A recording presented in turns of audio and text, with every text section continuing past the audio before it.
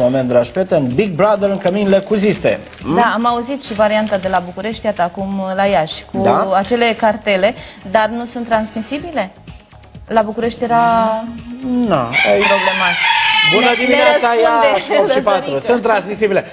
Venind chiar către emisiune să spun, bună dimineața, cum îl cheamă? Lăzărică. Lăzărică, bună dimineața. E în condiții ok? Da. Nu-l stresați? Nu-l Uniunea Europeană vă... Să circule, să-l vedem. De ce? Da, de ce? A terminat ședința foto, nu? Da, am mai fost pe aici, am mai dat un ochi prin regie, s-am adus pe la sunet. Bravo lui!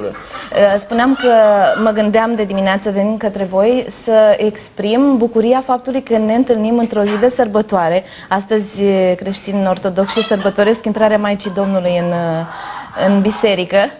Bună dimineața! Bună dimineața, Lăzăric. Uite, și... trebuie să o vezi pe Petronela, exact. Și răspunde, e și civilizat. Zice, bună dimineața, Iași, bună dimineața, ce faci, Petronela? Deci e cât se poate de pregătit. Da. Și este hram în satul Joldești, comuna, și de poluare și de situații de aglomerare a șoselelor determinate de astfel de...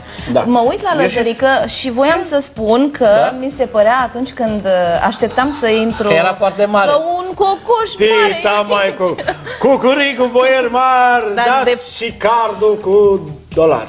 Da, asta e.